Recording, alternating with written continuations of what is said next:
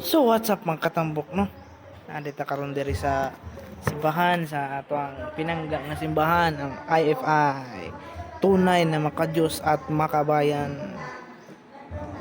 Karon paabot ta og kanus mahuman ang meeting sa barangay kay magsugod na og misa. So una di ang gibuhat ganiha ni Padre, nag-blessing siya sa second floor sa session hall, barangay hall. Karon nagpaabot ta ug sa mahuman ang meeting no. Kay aron makasugod na ta sa atong balaang misa. Pasiugdahan sa atong kuraparoko nga si Itog Salim Junior Bulanyo. So karon guys no, makita ninyo nga naa na ta simbahan. Gutuwat lang gyud ta. No, so karon karon sa simbahan guys. O mga katambok no. So atin na mga katambok no.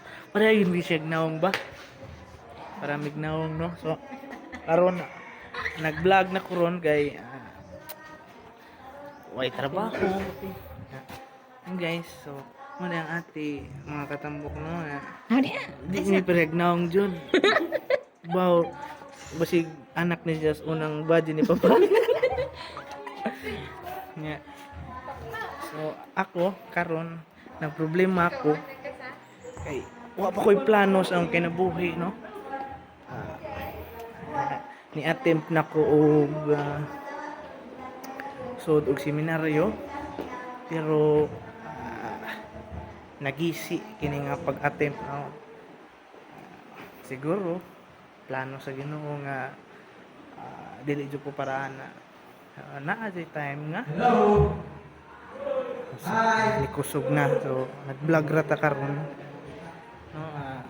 So dili siguro gusto sa Ginoo nga masulod ko sa seminaryo no. So ni-back out ko o libog pa ko asa ko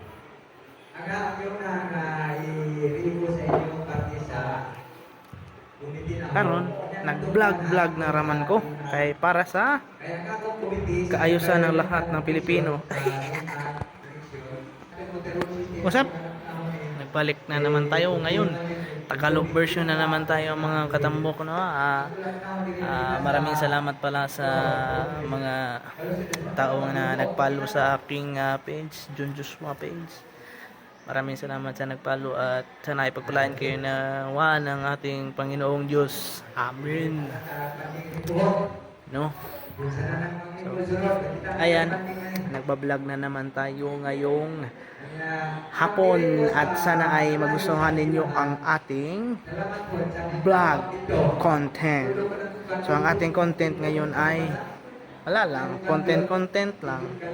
Content ako, mag-content kayo, mag-contentan tayo. Ayan, tingnan nyo ang aking transition pupunta ako sa labas. Ito ang aking transition. What is up? What is up, katambok? Oh, guys, dito na tayo sa labas, no? Transition.